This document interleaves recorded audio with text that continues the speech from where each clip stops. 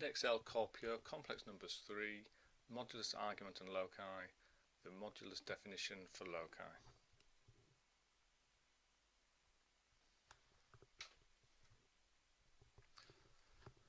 So first we're going to look at a single modulus loci.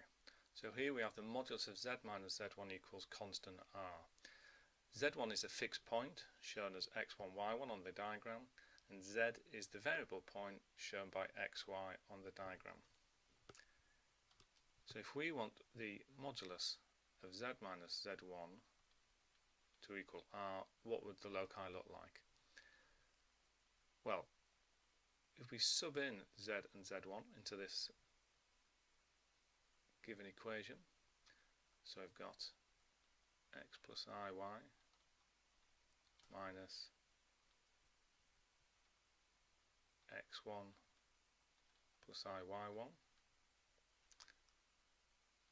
we need that modulus to equal r. If I rearrange this slightly, so I'm going to put the real terms x minus x1 together plus the imaginary terms y minus y1 together, y minus y1 equals r. We know that modulus means the magnitude. So if we're looking for the magnitude of this complex number, we would need to do Pythag on the two components, so we would get x minus x1 squared plus y minus y1 squared equals r squared. We can see now that the locus will be a circle.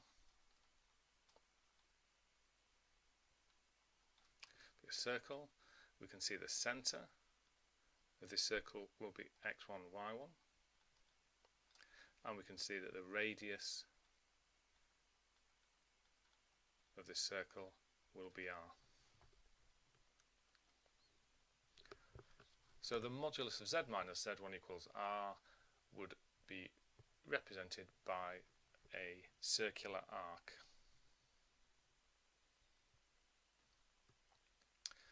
If we wanted to find the set of points satisfied by the modulus of z minus 3 minus 4i equals 5, for example, the first thing we've got to do, it's really important we do this every time, is to check that it has the right form.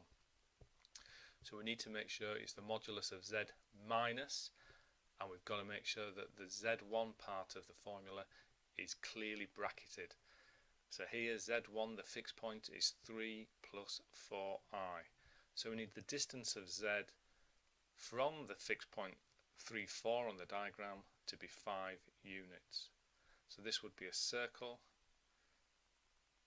centered at the 3, 4, radius 5, and you must check you get the correct radius when you're sketching this. The radius would go through the origin because of a 3, 4, 5 triangle. So do check the size of the circle when you draw it. What about a loci containing two moduli functions? So we've got the modulus of z minus z1 equals the modulus of z minus z2. z1 and z2 are fixed points shown on the diagram.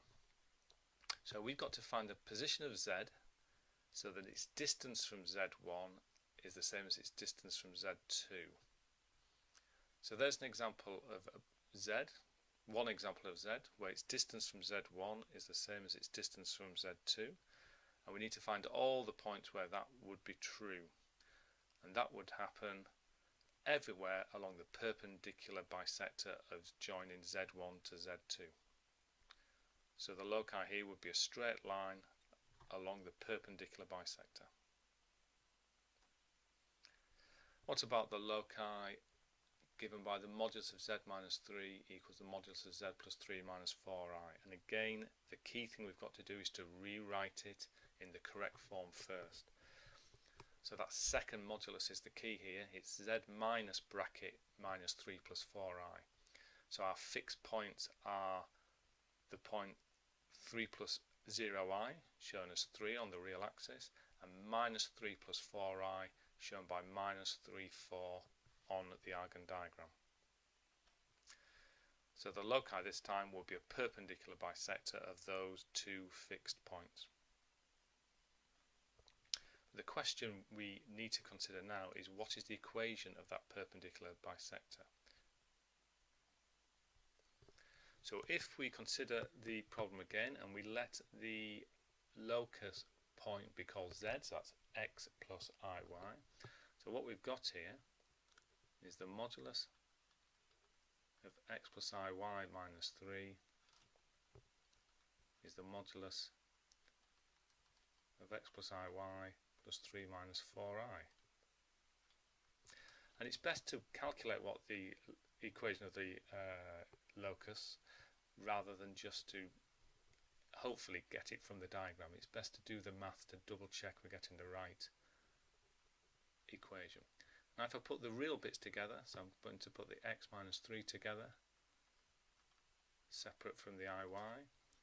Same in this modulus, I'm going to put the x plus 3 together and the y minus 4 separate.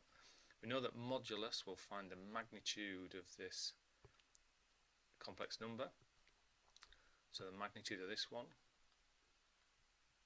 will be x minus 3 squared plus y squared. So I've squared the modulus just to avoid that using the square root. I'm going to square the modulus on this side as well to avoid square root. So this will be x plus 3 squared plus y minus 4 squared. Be careful, expand the brackets.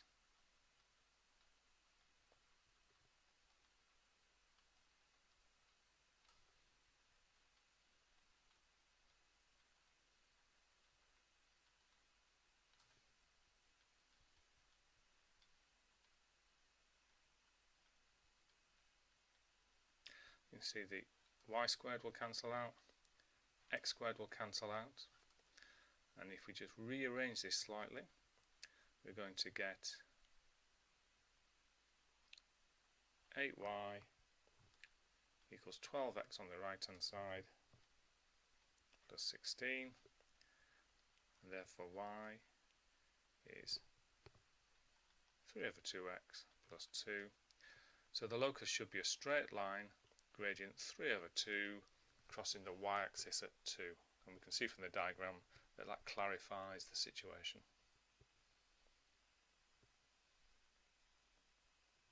And there you can see the full working to get to that equation of the locus.